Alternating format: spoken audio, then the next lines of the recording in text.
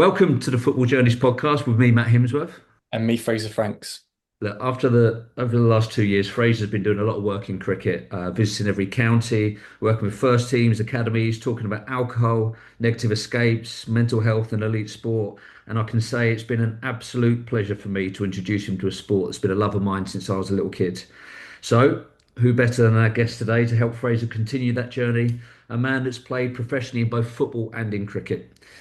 It was cricket that brought Keith Barker's family to Manchester and to the UK. His dad, Keith Senior, was a Bajan cricketer who played for Guyana. He came to the UK to play as a professional at Manchester club Enfield CC, and Keith was born there and is a proper Manc. Keith shared his dad's love and his talent for the game, but his head was turned by his brother Dean, who got him into football, and it turned out that this left-handed bowling all-rounder also had a cracking left foot. He did his scholarship with Blackburn Rovers, played for England under-19s, and I think he even won the under-18s Premier League in his time at Ewood Park. But like most lads who come through top academies, things didn't quite work out how he planned. After spells in Belgium, Rochdale, and in Ireland, he had to think about a life outside of football. Fast forward to now, and he has 500 first-class wickets and 5,000 first-class runs. And this will be a theme in this podcast of me and Keith teaching Fraser about cricket. That is pretty bloody impressive, Fraser. So it looks like, just like Fraser, there is life after football after all. Keith Barker, welcome to the podcast. Thanks for having me. Thank you very much. Well, Keith, what we love to do at the beginning of this podcast, this is a kind of real cradle to grave stuff. We love to talk about the little boy or the little girl, whoever we've had on the podcast, and talk about the love of. I want to talk about the love of football and also the love of cricket. And actually, I want to start off with a quote from your dad, Keith Senior. As we've set it up, and we'll talk a little bit about him and your upbringing a lot. He Yeah. and for those who are football people that listen to this and don't know so much about cricket, it's a thing that still happens now that players from the Caribbean, Indian subcontinent, Australia, South Africa will quite often come and play professional cricket at one of the many club sides across the UK, and that's exactly what Keith Senior did. He came across from the Caribbean. I guess I don't know whether you'd say fell in love with Manchester. I mean, it's the rainiest part of the UK for a Bajan to come to, but he came here to play cricket. That's where you were born, and so I guess cricket was the thing that your dad gave you, and it was those kind of, I guess, those UK influences and your older brother, I think Dean, that introduced you to football. Yeah, it was. So basically, from the photos that I have seen of me as a child, I had a cricket bat before I could walk. So my dad was determined that it was going to be another son of his that was going to be playing cricket, and that mentality started young for me, like competitiveness. I was fortunate I had older brothers that were able to um, maybe not meaning to, but kind of push me in that direction of being competitive and wanting to be challenged. So that's where it all started for me. Yeah, I've always thought this, that there needs to be, it's crying out for there to be some kind of data analysis of elite sport, of how many elite sportsmen are younger brothers. Because it really does seem that way, that kind of toughening up of young men, and of course young women as well, as both the women's games are growing in both football and in cricket, that toughening up of those individuals. In fact, if you think of women's cricket, a hell of a lot of the girls that are playing at the top level now got older brothers, and they kind of got ingratiated into the cricket culture. And I think that is that the statistically that absolutely must be so many people that end up doing that. But there's a really interesting quote. Like we really love doing our research, Keith. There's a really interesting quote I found. There's an article from 2003. Now, bearing in mind your timeline, this was a stage at which you were going into professional football rather than professional cricket, and it's a quote from your dad, Keith. And I'm just going to briefly read it out to you. It says, "I always say that I'd have preferred him to play cricket, of course, because I believe he would have gone all the way to play Test level. I know that he has the ability to do so, but we let him make the choice, and it took him a few days to decide that he wanted to play football. We didn't think it was fair to impose a decision on him because we didn't want him not to be happy." And I absolutely love that quote because it really, I mean, that's properly fatherly love. There's no question. This is a guy that didn't really care so much for the game of football. He cared for cricket. He desperately wanted you. And he could see in that you had the ability to make it. And as it turns out, sadly, after his death, you ended up doing that. Yeah. But I mean, can you remember those conversations you had with your dad at the time when you said, "No, actually, I Um, want to play"? well, it was more of my dad as a as a dad and as a cricket coach. He was very kind of demanding his standards. So they were quite high. So I always knew that deep down he wanted me to be a cricketer, but that he was basically just like, look, it's down to you. Whatever you want to do, you choose. Not, which was surprising because I thought he would have said to me, and he would have been right. It's your best chance is cricket because cricket was so natural to me. So we had that conversation, and being honest, I knew probably the year before that I was going to choose football, and that all stemmed from being in the England under-15s at cricket. I kind of fell out of love a little bit with it then because, as it was then, it was a little bit of. I played for lengths all the way through the age groups, and I was a batter and a bowler. I'd open the bowling and bat three. And then when I got to the England under-15s, it wasn't seen as the right thing to do in their eyes. And I was probably had a little bit of an ego, thinking I'm better than most of these lads, so why should I not carry on doing what I'm doing? I had other records that none of these lads had achieved. And it was, well, you are an all-rounder, so you will bowl second change and you will bat 7 or 8. And I just thought, this is a waste of time. I don't want to stand in a field basically doing nothing because I'm being put in a certain box, basically. So I had that thought the year before, and it was kind of just like, well, I'm not going to tell my dad because that'll, one, kill him, and two, it'll probably be spewing deep down. So when we had those original conversations when I was 16, I was quite surprised. He just said, look, down to you. You do what you want to, and we'll support you. So it was quite refreshing and nice to know that I had the support there. It's really interesting that Fraser. You and I have been talking quite recently. We've been looking at a player on behalf of a club in terms of his personality, and obviously I'm not going to say who that player is, but it's one of the things that really came off about him that he's already achieved a lot in his young career, and a lot that comes across about him is that he wants to be at the forefront. He wants to be a showman. He wants to be there when there's 60,000 people there, and he's scoring an outrageous goal at that point. And I think that's that kind of personality which certain sports have been guilty of kind of drumming out. And you came into cricket at a time when it felt like English cricket was kind of drumming out that showmanship, that, it wasn't that you were coming through before Andrew Flintoff had become kind of the next Beau from inverted commas. And now we've got Ben Stokes and we've got a lot of all-rounders like that. And that, the fact that cricket was not nurturing that and encouraging that, did you feel as though football was encouraging that and nurturing that? Because you were a striker as well, so you were scoring goals and Yeah, I think there was you were allowed to have a bit more of a personality. I felt as a footballer,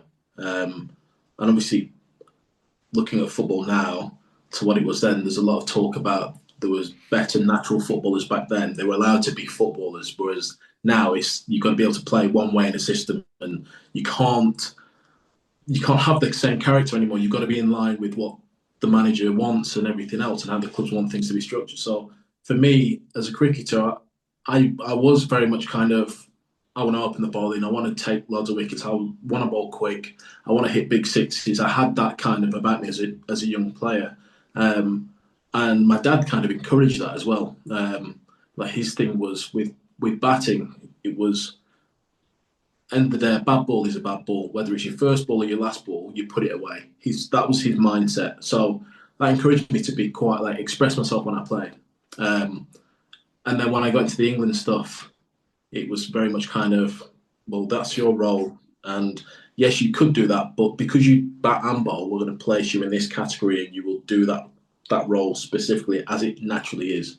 You like to think the game's changed now with cricket. You got Ben Stokes who will bat at 5, 6 and still come on and bowl really well. But just seemed that there was still a few chains that were people weren't allowing you to kind of set you free and be how you wanted to be.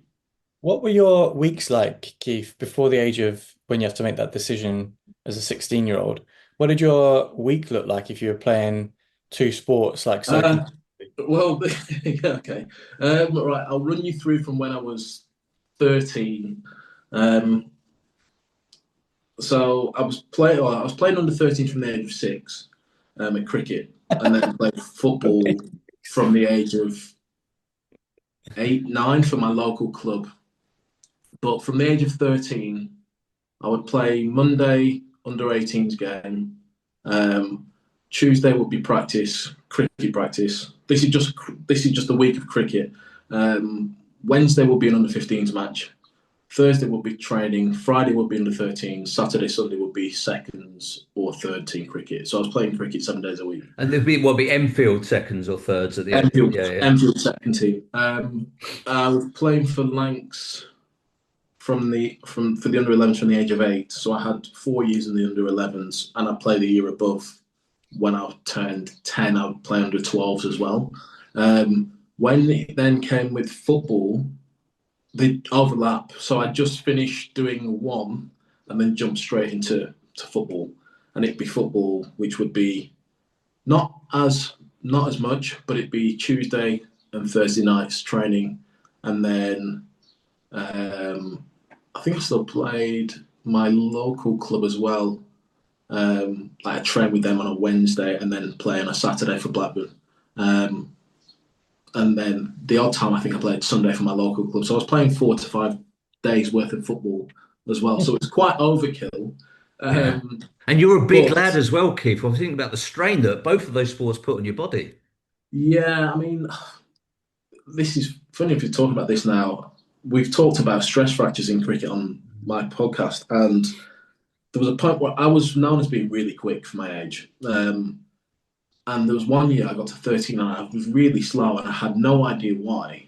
And I thought it was maybe a growth spurt or whatever, but it made me think that I actually may have just overdone it because my dad, my brother had asked my dad, when are you going to change his action? Because it doesn't look as clean as it could be. And my dad said, I like it because it's very West Indian. It's very kind of like West Indian how it looks and everything. I think I may have had like a bit of an injury, back injury, which I didn't know about.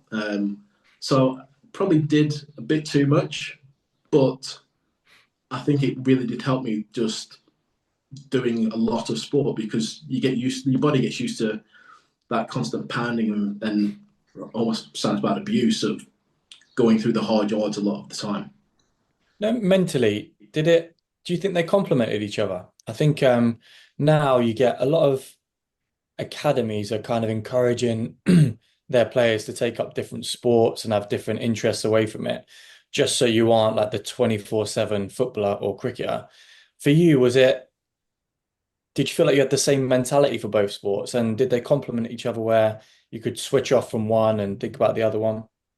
Cricket, there was just outright confidence because from growing up, the only way I could play cricket when I was off school, if my friends were away, was my next oldest brother, who was Dean, who was 7 years older. So I had to put up with someone who's going to be a lot taller, a lot quicker, and if I want to play, then I've got to deal with that. So when it came to my own age group of playing through the age groups, it was so easy for me that it was just pure domination.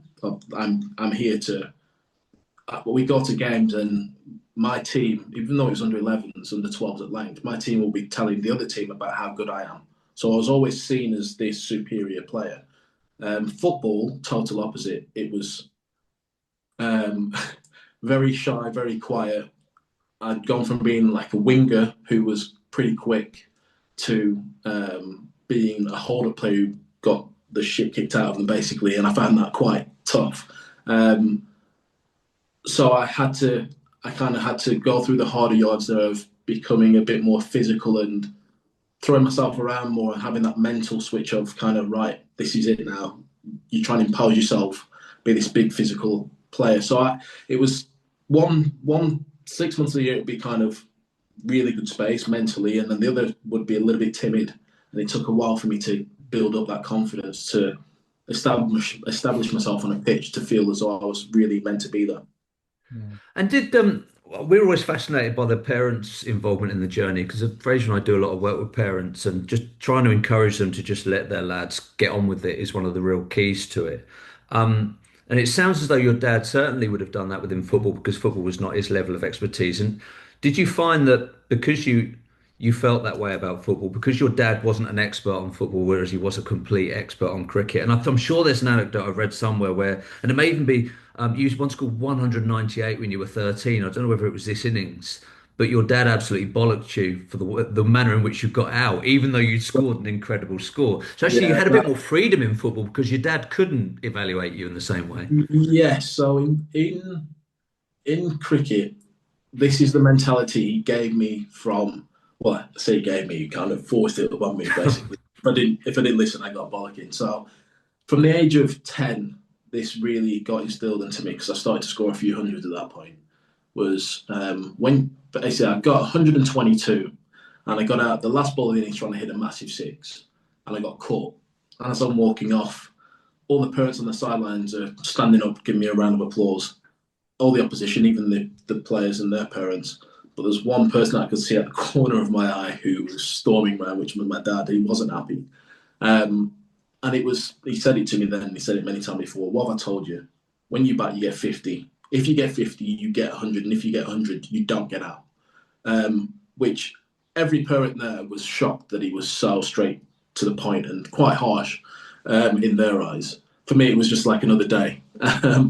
And in football, he was very much standoff. The only thing and I got a barrage 3 hour journey home from Middlesbrough, is he just kept telling me I've got to get in the box. And he must have repeated it for 3 hours straight. And he was disappointed that I didn't keep getting in the box, which he was right. But football, he was very much more standoff and let it happen naturally. And yeah, let me just enjoy it. I think he just saw it as another sport for me to play because he liked playing football at the time when he was younger.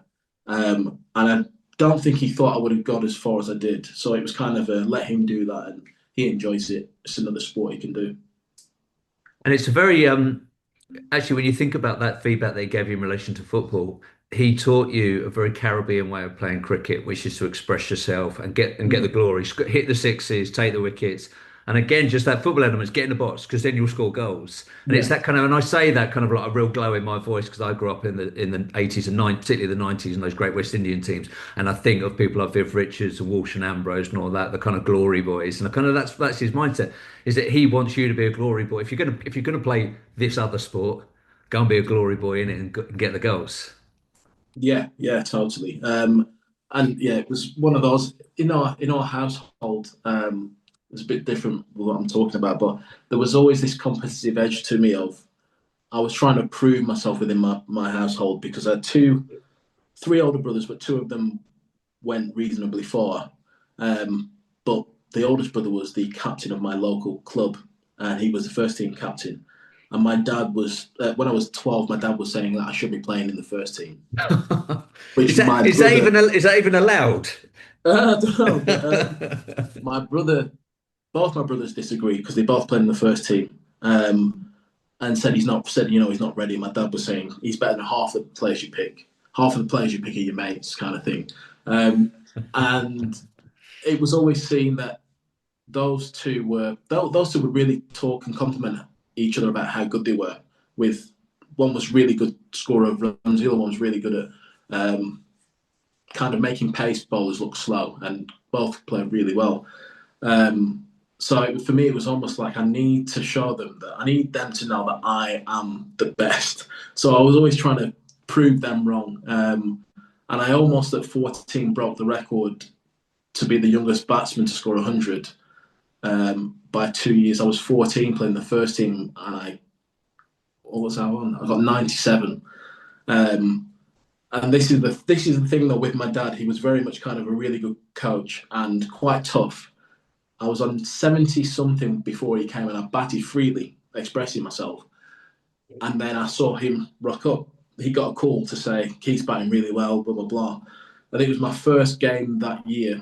So he arrived and I totally changed how I've been batting because I'd gone from being free to kind of, I better not mess this up now because he may have a go at me. And I slowed my scoring rate down and got to nervous 90s and give my wicket away.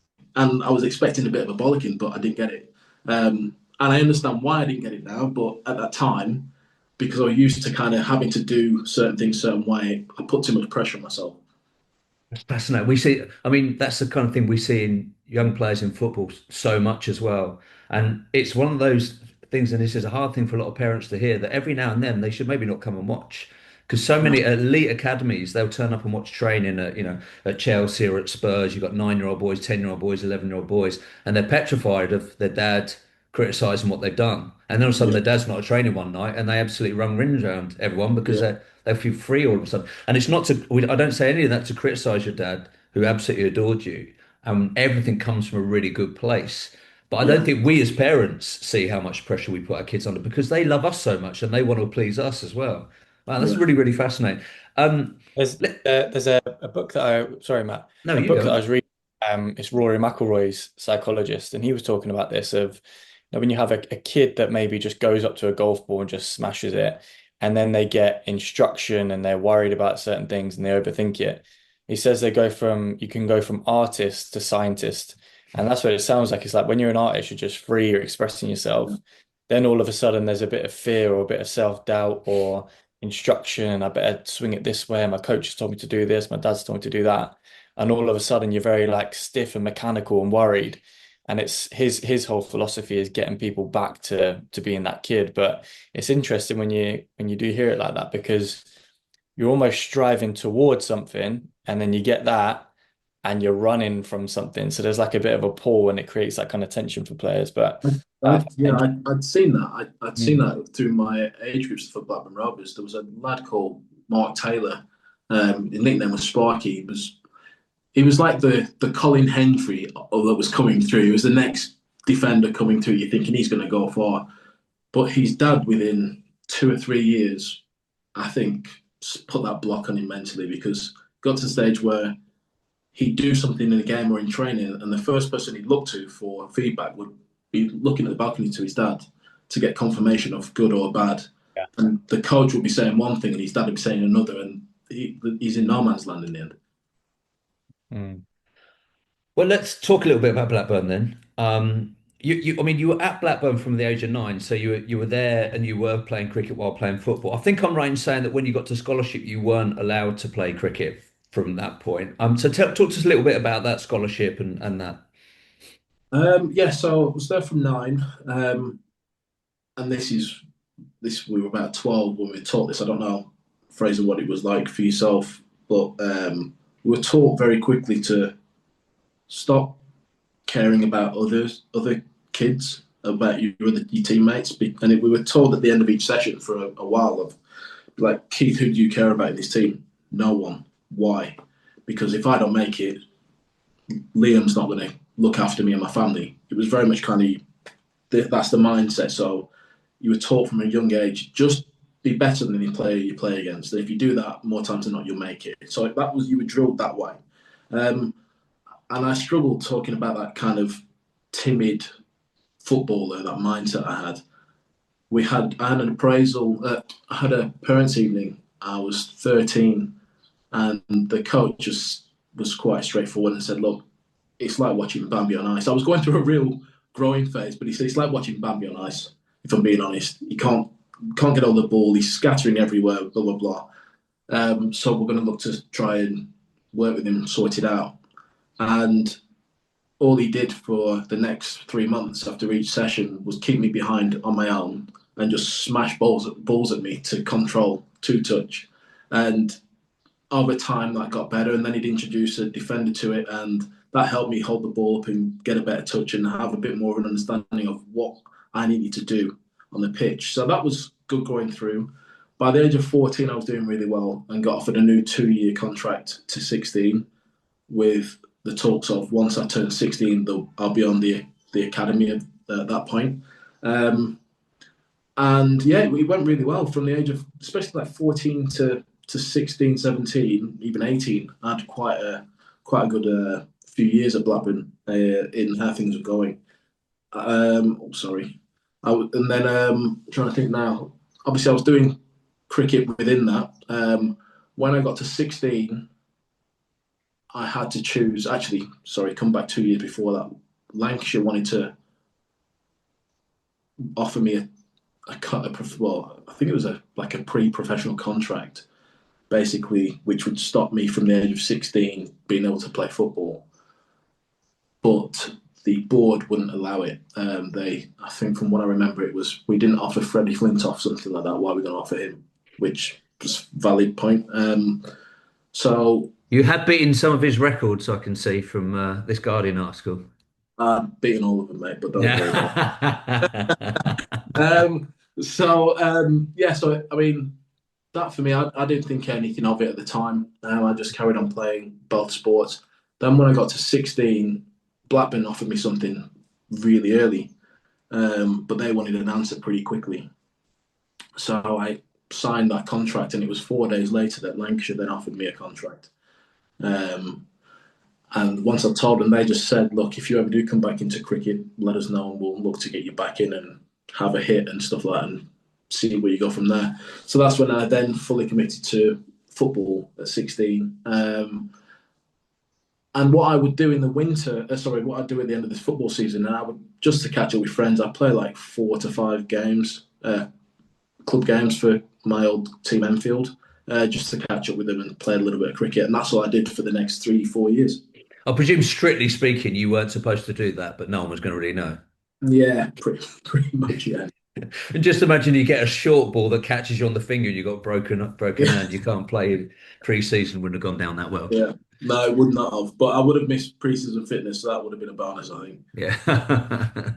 There's a word that you used about football in one of the interviews that you've given previously. You think you called it brutal. Now, bearing in mind that the managers at Blackburn that you were there under, because obviously you did your scholarship, but you were in and around the first team environment, were Graham Souness and Mark Hughes, probably physically two of the hardest men that have ever played the sport. And I think Souness particularly had a real reputation for being pretty no nonsense as a manager as well.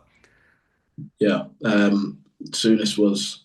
I think that before he gets them, the way the academy was set up, our old director of the academy, Bobby Downs, he was pretty old school, and he was no one for mixing his words. And we were told at 16 by another coach, Sean Kimberley, who I've worked with when I did some scouting for Aston Villa a few years back. Yeah, I know Sean. He's just Yeah, gone at another club actually, but he was at Aston Villa about 5 years ago. He left there, and he's just yeah. gone as a head of recruitment. I think he's gone back to Blackburn actually.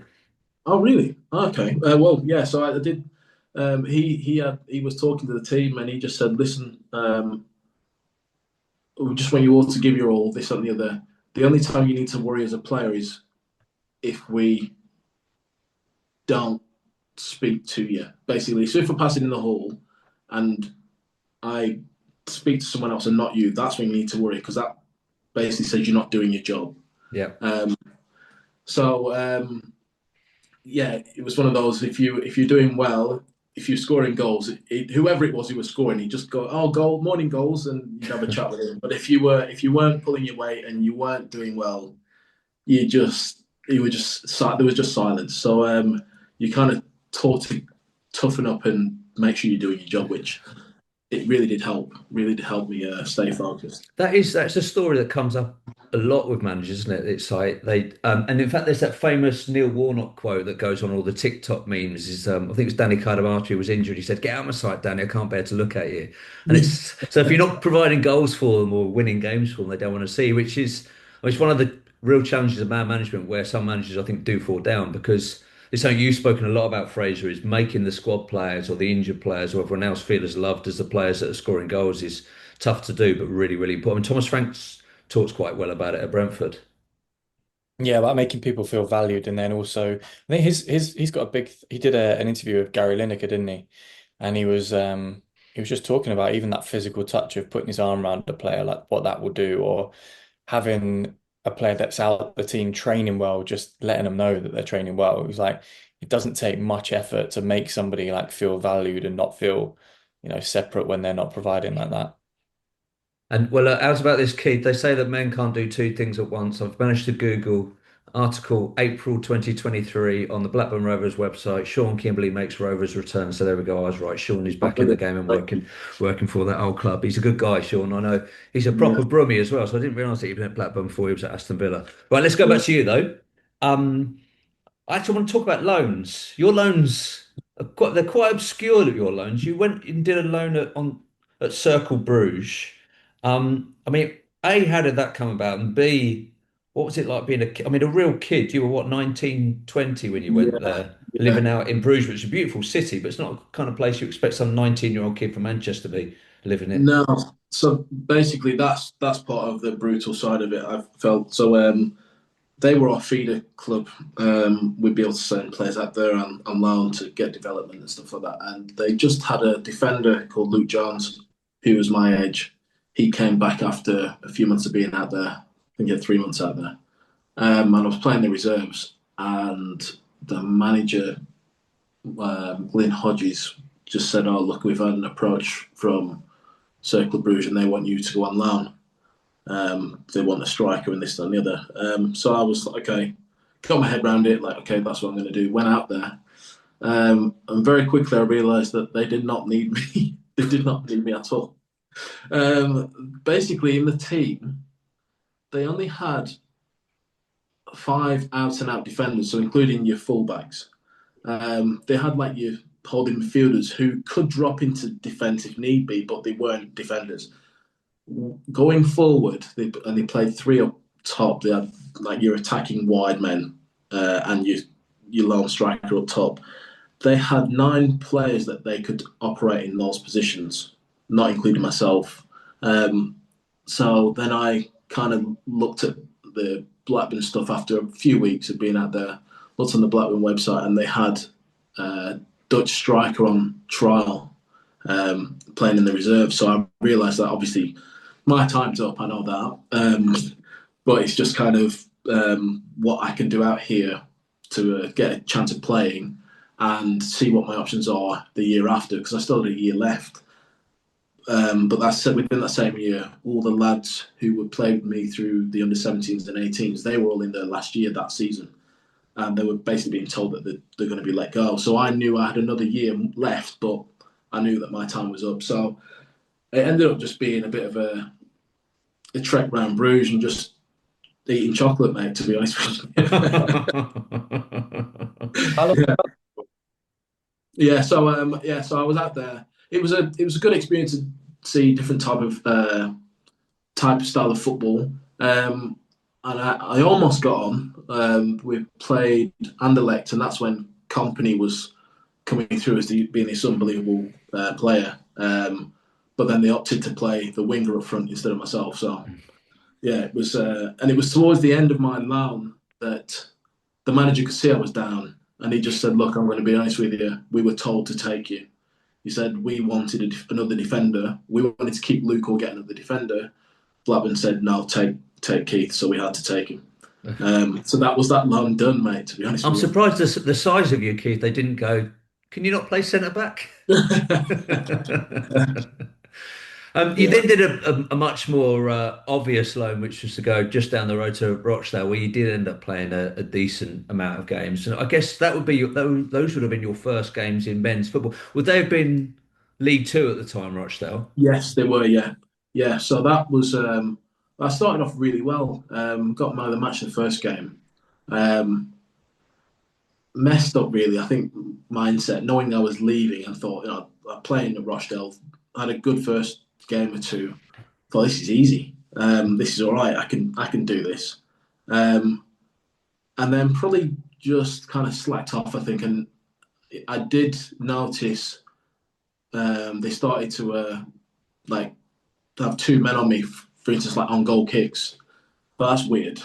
At first, I'm like, that's weird. They've got two men who were literally marking me, and then as I jump up, I get an absolute smash from both of them. So I was getting wiped out a bit, and I think took my foot off the gas a little bit and just drifted through games. There was a game where I had a really good chance, really good shot, and the keeper made a blinder. And the academy director came to watch that game, and he said after the loan, he said, if you'd have scored that, I could have seen your career going a bit more that way. But it was at a crucial point where he's played a few games, he hasn't scored, he probably needs a goal, and it didn't happen for quite a while. So I kind of lost a lot of confidence there. Yeah, it's those kind of sliding doors moments that happen in sport. I mean, cricket's probably the real classic of it. I mean, like you can throw your bat at something, you get an edge on it, the keeper catches it, you're out, and it's all over. Or actually, it goes to the boundary for four, you go on and get 100. And it's all Yeah. those little moments in elite sport can really change things for you. So as it happened, you end up, I guess you were released at the end of your Blackburn contract. Yeah. And then Yeah. it was over to Ireland in Dublin, and actually St Pat's Athletic, which is a team that me and Fraser have been to see play. We've got a good friend called Ryan Yeah. McLaughlin that plays over there, and we went to see him play last season. So tell us about St Pat's. Well, that came out. That came out of nowhere. I was on trial at Gretna. It was a 3-day trial, and this kind of the same thing again of football's brutal. Um, I spoke to the assistant manager on day two of my 3 day trial, and he said, "Look, I need to chat to you." He said, "I've been told two different things about you." He said they're very different. I knew that he knew my academy director, Bobby Downs. They were close friends, and he just said to me, "I've had one person say to me, give him a chance. He'll prove people wrong." He said, "I've had another person say, you're a waste of time, you're a liability." And I knew exactly who they'll both come from. Obviously, my reserve team manager and the academy director. And I knew, I was very well aware that they're not always going to speak to my academy director. So that's pretty much, he's going to just, the information they're going to get given is from my reserve team coach of, it's a waste of time. So I was kind of a bit worried about things. And out of nowhere, my agent got me this St. Patrick's loan, this 5 month contract. They initially offered me, off my agent, a 2.5 year deal, but I think he was looking at thinking kind of, well, we can probably get more money out of them because they just had a new owner who had quite a bit of money. So he said, no, we'll take the 5 month contract. And he said to me, if you do really well, then they'll offer you quite a bit more. So that's kind of what we went with. So I went out there and actually really enjoyed it. It was we had Keith Fahey, who played at Birmingham City. He was out there. And we had a guy from, I think it was Nigerian, called George Endoa or Endo. He was an absolute magician. But the experience was really good. Played a few games out there, and I picked up quite a few injuries in the end. So it kind of fell a bit short on what I would have liked. But it was a good time and a good experience, I'd say. And Gretna went bust within a year, so if they'd have taken you, they might have been all right. Yeah. As you mentioned injuries, it's obviously an interesting one that cricket and football does so many different things to your body, and I always worry about big fast bowlers. I always think of Sid Lawrence, David Lawrence, a great, powerful fast bowler that England had, and what fast bowling did to his knees. Um, what's the differential for you in football and cricket? So you say you had a lot of injuries in football. I mean, was cricket has cricket been kinder to your body than Uh, football was in those short yeah, time? I mean, football, it was just more like hammies. I probably wasn't looking after my body the best I could have, to be honest. But just the odd hammy strain and quad strain. But you saying then about Sid Lawrence and knees and stuff. I've had 3 operations on my knees since playing cricket, but that's because of wear and tear, where I've not cartilage left. And looking from a fitness side of it, um, as a footballer, I could run for days. Um, but then chuck a ball in my hand. When I transitioned to start trialing for Warwickshire, I couldn't breathe after 5 or 6 overs. It was a total different type of fitness. You needed a lot more core, a lot more strength, core strength as a bowler. So even though I'm not as fit as I was then as a footballer, I could bowl for days if need be. The body's built to do that now. But from an aerobic capacity side of things, football. I've always said I was so glad to finish football because the pre-seasons killed me. Absolutely killed me. So you're telling me you're not doing the same level of runs in pre-season cricket as you were in football? With how my knees are now, mate, I can't even run. I'm only allowed to run when I'm bowling. So I can only tick over on a bike, which suits me down to a T. And you've got a doctor's note. Are you keeping your top pocket to hand to any coach that'll ask you? 100%, mate. Yeah. And another thing, obviously, it's very strange, particularly in relation to bowling in cricket, is how very specific areas of your body get put under strain. So, obviously, as a left arm bowler, your right knee will have had so much pressure on it over the years. Whereas I imagine your left knee, you could probably run a million marathons with because Uh, it's not had the same pressure. yeah, that would have been the case, but in the field, I did my left knee, my back knee, first, and then I did my front knee years after, and then I've done my left again. So it should be that way, yes. But they say that when you're bowling, I think your knees take 10 times your body weight, which I'm like 110 kilos at the moment. So there's a lot going through my knees at that point. Hence the no cartilage. Yeah. Ouch, ouch, ouch, ouch. Look, I don't think anyone gets through long careers in professional sport without A lot of ouch coming in. Um, right, just right. I now want to take you to the end of your football career and then the start of your cricket career. And it seems so strange to say that. So, I think you came back to the UK. You managed to get a contract with Northwich Victoria, who would they have been National League North at the time? Yeah, they were Conference North at the time, I think. Yeah. But a good club with a good pedigree. I mean, but were you at that stage kind of almost winding down from football, thinking, "Do you know, this isn't going the way I Yeah, expected to?" yeah. It's weird because of like context your agent or people have. When I left Blackburn, I almost got snapped up by Fulham because my agent was good friends with uh, Coleman at the time, which would have been like a massive thing for me because not many players leave a Premier League club and can stay around that level. There's normally a big drop off, and you have to work your way up again. You see, but that didn't happen. And then was at Bury on trial for a little bit, and then Northwich came up. And I would say, yeah, it was a bit of a wind down kind of. I knew I only had a contract until the end of that season, and I was told early on within my contract, we haven't got much money. If we would you be willing to come back and trial for us basically for free? Don't sign anything, just come. If we do end up having some money, come the start of the season, we'll offer you something. So I was kind of on my way out the door, I'd say at that point. It just seemed that nothing was going to come from it. I'd kind of given up thinking my chance was gone. Um, so it was just kind of playing until the season was ending. And then it was, I spoke to my dad about basically I'm going to try and play a little bit of cricket, just club cricket. But I think he saw that as the chance to get me back into cricket. And that's when we spoke to Lancashire. And it was spoken to the academy head of the academy who had me through the age groups.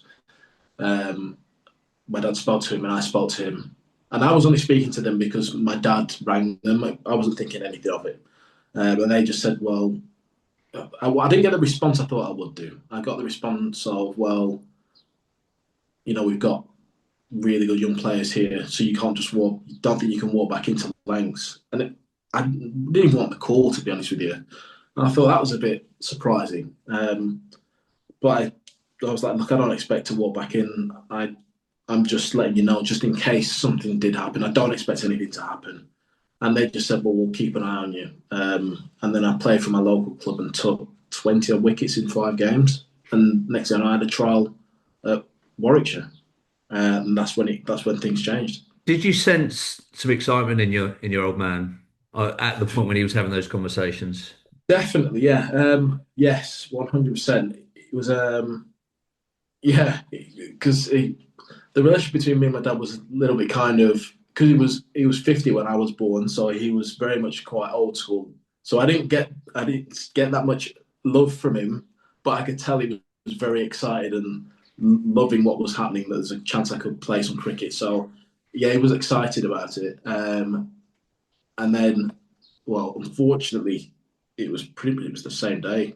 That's the day he actually passed later on that day. And I then played club cricket to do something, just play a little bit of cricket and get out of the house, be around friends. Um, and then I had Warwickshire, and then the coach was Keith Piper, came up, watched me play, and just said, "Do you fancy a trial?" So then I went down there and trialled, and that game was meant to be against Lancashire, but it got rained off. And the next game I played was against Hampshire, and I scored 100. And that's when Warwick said, "Look, we're going to sign you. Just let us speak to the board and get the paperwork sorted out." And these were these in pre-season friendly. So as you've mentioned, and sorry to talk about something that must have been such a sad time for you. So your dad passed that year. I think he Yeah, passed in April of that year. And there's a lovely, in fact, I've got it up in front of me, a lovely tribute to your dad here about his funeral and all the people that came to that funeral. He was a real legendary player. He may not have played for the West Indies, but he played for Guyana and he was well thought of there. And your godfather is the legendary West Indies captain Clive Lloyd. He was obviously across. So, and in fact, actually, I'm going to read this quote from your dad. It's what makes me sad. I really hope it doesn't make you feel too sad. I hope it makes you feel quite happy. But in 2003, when he spoke to The Guardian about you starting your football career, he said this. He said, if he doesn't make it with Blackburn, then he'll only be 19 and he'll still have the option to play cricket, which is important because there are no guarantees in football. And then the journalist comments, says Barker Senior barely disguising the contentment he would feel if this were to happen. Lancashire Cricket Club have said the door is always open for him. I guess what's nice there is I think Keith Senior knew that you were on the path back to cricket, but obviously what's very sad is that he wasn't able to see you make your debut for Warwickshire when you signed professionally. Yeah, yeah, yeah. You're right. It was one of those where obviously that all happened, and I remember kind of I got offered the contract which I was going to sign, and because I basically had no work or anything, so it was like that's something I could do. And my mindset was almost kind of if I can just play these 2 years as a professional cricketer, if I can play one first team game or be in the squad, I'll take that from football and cricket and say, well, I managed to have a little bit of both. And here we are, 17 years on, still somehow still going. So yeah, it's been a long journey. And that was the thing, even with after that, when I signed or when I was looking at signing, I had Lancashire then get in touch with me, asking me then if I wanted to come for a trial. And probably the old Keith Barker in me, my dad in me, was kind of like, well, no, you had your chance, forget it. I'm going to who wanted me and who was interested in me. So I made my mind up there and signed for Warwickshire. Your dad said back in the day when you chose football that he thought you had a chance of playing Test cricket. And I guess I say this just for Fraser or anyone that's not a big cricket fan or doesn't know your career trajectory. You got pretty close. There was quite often talk about you playing for England, but you are now, and forgive me, at age, I think you're 34, 35 now. That chance may well have passed, but was Uh, there a time when you entertained that, I'm or still do 38 now. even? No, I'm 38 now, so 38? I'm Oh, you crikey! definitely past it now. Yeah, I got reasonably close, I think, to having a chance. I mean, I only played one Lions game. Without sounding big-headed here, I do feel that if I'd have carried on with cricket, I'd be very surprised if I didn't play uh, a few games at the international level. Um, but I do feel that football helped me a lot coming back into cricket because you there was that dog eat dog world where you just have to fight for what you've got and use your brain. And I learned lessons from mistakes I made in football, which was if you've got facilities, use them, use the facilities and make the most of the time you've got. I was living at the academy in a lodge for 3 years, and I could have made a lot more use of the gym and the indoor centre that we had to work on my skills, my touch, but um, probably needed a little bit of guidance, and what I had probably wasn't enough, or I didn't seek enough guidance to actually help myself get better at that point. Think a lot of young Fraser, I'm sure you will agree on this. There's a lot of young footballers, a lot of young athletes. Kind of, there's not enough self-reflection, and what I mean by that is, on one hand, being grateful for what they've got and what they've earned, and as you said, all these facilities, these opportunities, but also be a little bit self-congratulatory. What an achievement it is to play for England under 19s. What an achievement it is to even be a scholar at Blackburn Rovers. What an achievement it is to play professional at any level, and you should be grateful that you've achieved that. You should be grateful for what you've got, but it doesn't mean to take away the hunger to want to achieve more and more and more and more and more. And I think when you're living in that moment, you just take it all for granted. And then when it falls away, as it inevitably will, your cricket career will end soon. I hope you keep going into your 40s already. I mean, there aren't many people that bowl quick and bat and still play until they're 38. So kudos to you for that. But I hope you do carry on playing for a lot longer. But it is important to reflect back on what a remarkable time you've had. And actually, I might introduce a little bit of a quiz element to this because I have done a little bit of research of people that have achieved what you've achieved, and there are not many are footballers who are cricketers, cricketers who are footballers as well. There is a classic quiz question. I'm sure, Keith, you must have heard this one as being someone that's played football and cricket. The quiz question is this is what three men have all played for Scunthorpe United and captained England? I know both of them is going to be one of them. Yeah, well, so both of them's a trick question on that one. The other two are Ray Clements and Kevin Keegan. So there we go, three Oh England wow! captains. Yeah.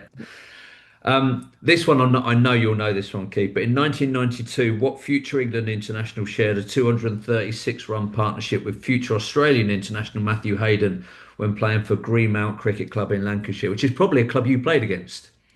That was I didn't play. They were a different league, but that was Gary Neville, wasn't it? Yeah, absolutely. Whose Yeah. brother Phil was even better at cricket, so far as I understand. 'Cause there's a quote Phil from, yeah, there's a Phil quote was from Andrew better. Flint. Yeah. Yeah, yeah, you must be a similar age to him. He's a bit older than you, isn't he? He is a bit older, but he broke. So there's Flintoff who had the records, but then Neville had. I think he had more records than him actually. But he was seen as better than Flintoff, so I was told.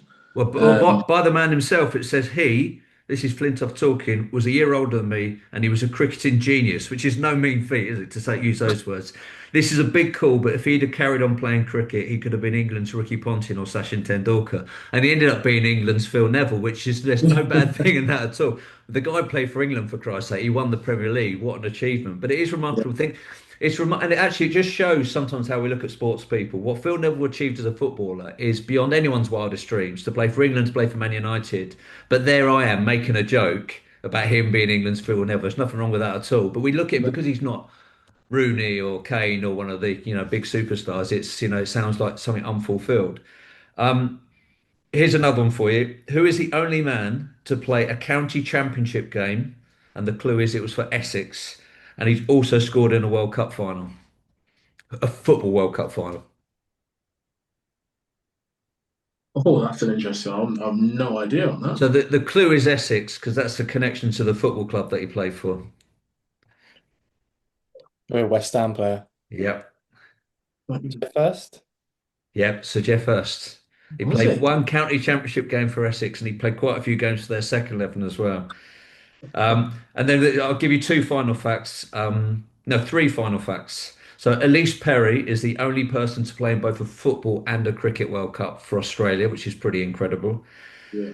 You then got Andy Gorham, the former Scotland goalkeeper. He never played against Ireland at football, but he did play against them in cricket. So he represented Scotland in a first class game against Ireland. And then finally, I love this fact. In 1975, a guy called Chris Balderston, is it Chris Balderston? I think so, played a full county championship match for Leicestershire. And at the close of play, he was 51 not out.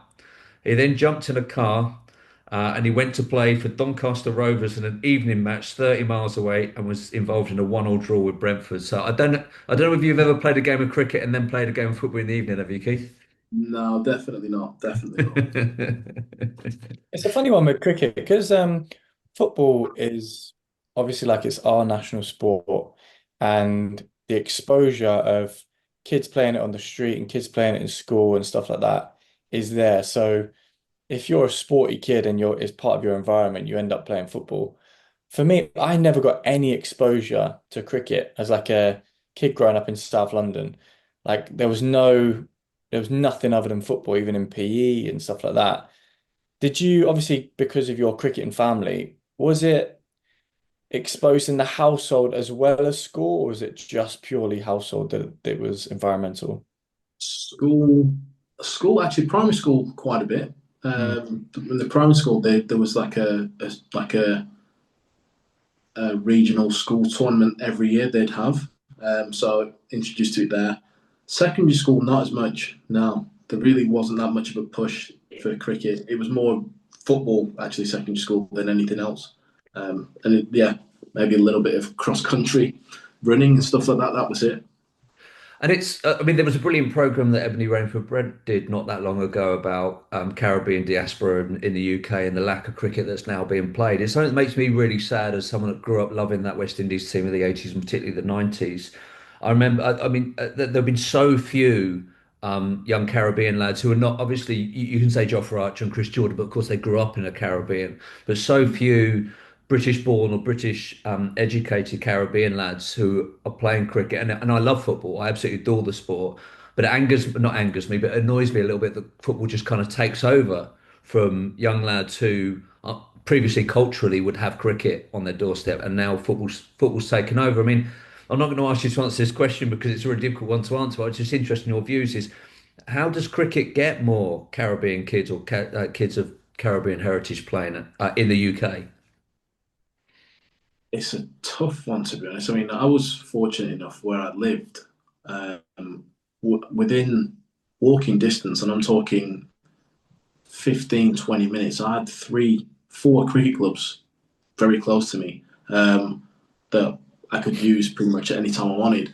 I think it's hard to compete with football because you just as a kid you see the lifestyle that football what you can live if you don't think about the odds on it. You just think, well, if I can do that, I can have a totally different lifestyle. I think that's the one huge thing that pulls young kids away from other sports is just the wow factor of the lifestyle you can live and the fame almost. Yeah. So I think it's quite hard to actually change that at the moment. I think just maybe within those cities and towns, whatever, he's just trying to within schools show a little bit more of a variety of sports that kids can play. That might not be that good at football, but might fancy doing something else like a cricket or whatever. I know it costs aren't cheap, and he's just trying to make sure that there is enough funding to help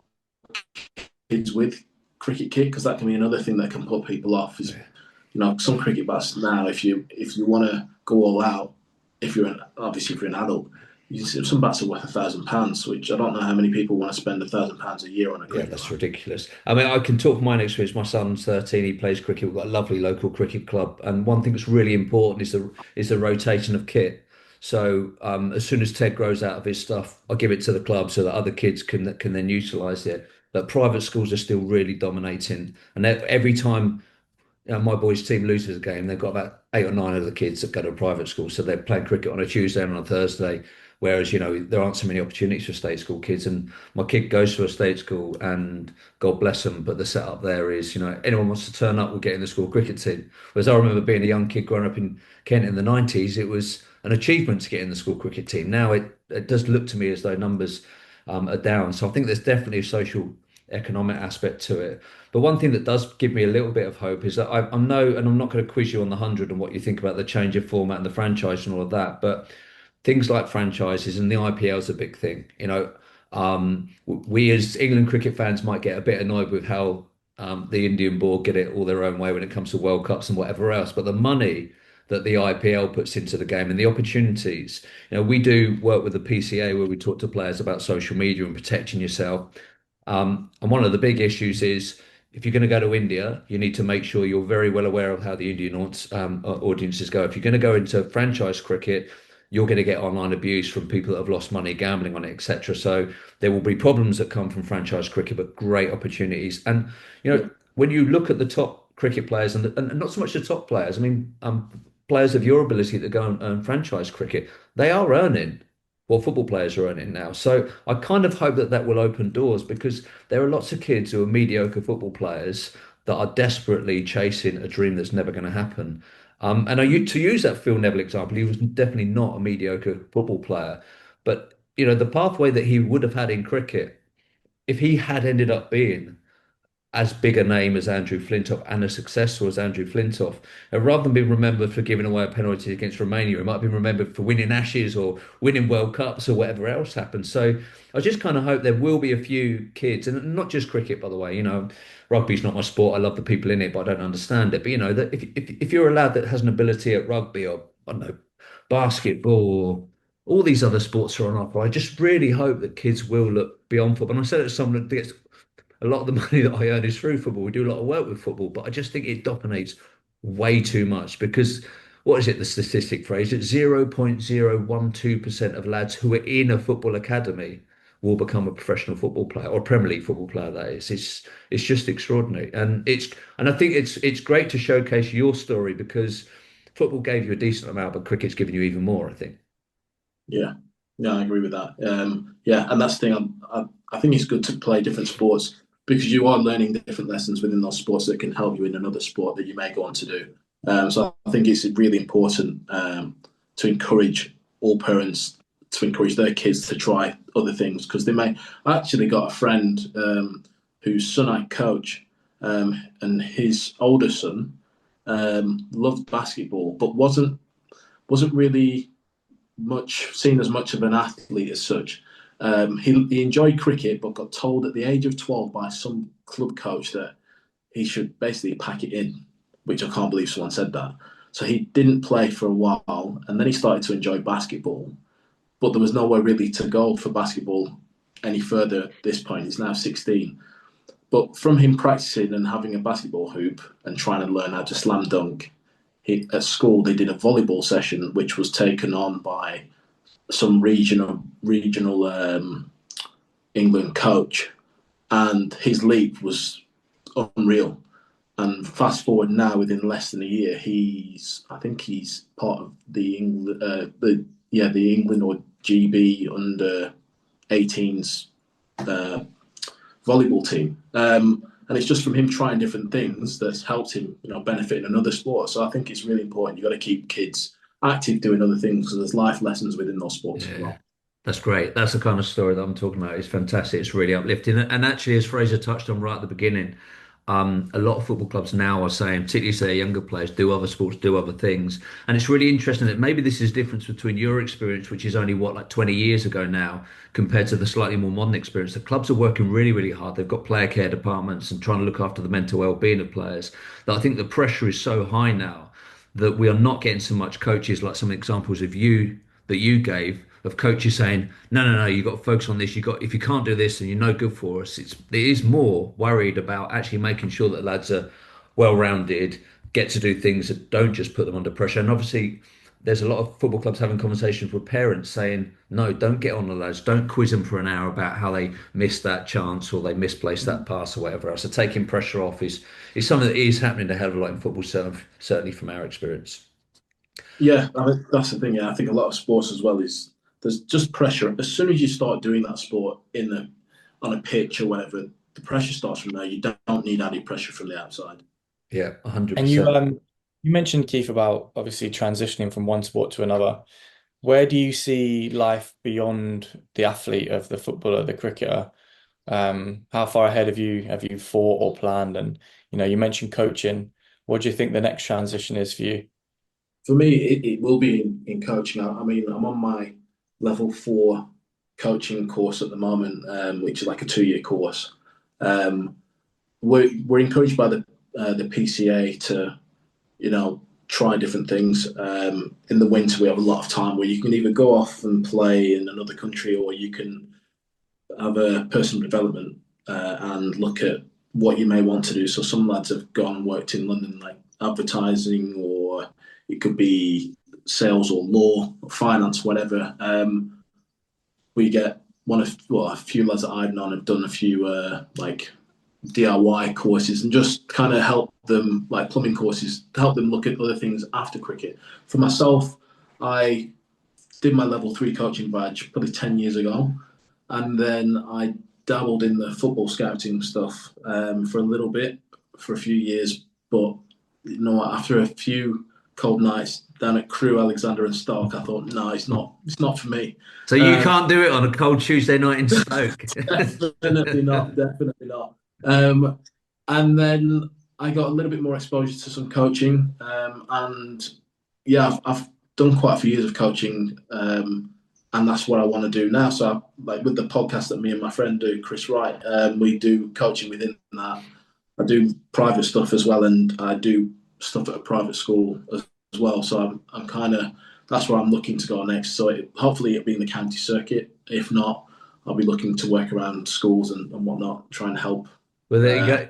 There you go, Players. Keith. You just made a point. I mean, they get someone like you at a private school coming in and coaching them. What an opportunity for those boys. But why not? Absolutely, why not? And on your podcast, by the way, I should say that's called the. Not that our numbers are going to do you any favors, but it's called the Bowlers Union. Is your podcast? You've Yeah, also got an Instagram account which is at the Bowlers Union. So anyone listening that wants to go and have a look, have a listen, you've obviously got access to some great play. I think you had Chris Wokes on not that long ago, who's one of the yeah, nicest men in all sport, let alone in cricket. So that's well worth a yeah. listen.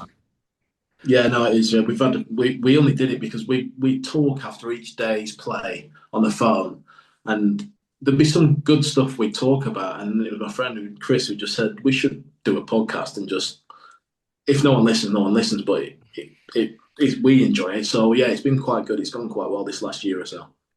Well, it's like the classic lesson in sport: do it because you enjoy it, and if you're successful with it, Yeah. we'll see how it goes. We had on this podcast Yinka Tamori, who's Fikayo Tamori's dad, and his phrase was, "We'll see how it goes." I mean, the fact that Yinka had no interest in football whatsoever, and it turned out his son ended up playing for England, AC Milan, Chelsea, and everything else. He just said, "We'll see how it goes." So, look, Keith, we will see how the future goes for you. Thank you so much for this hour or so chatting. I've really, really enjoyed it. I spoke to Fraser a long time back. I wanted to get you on the podcast.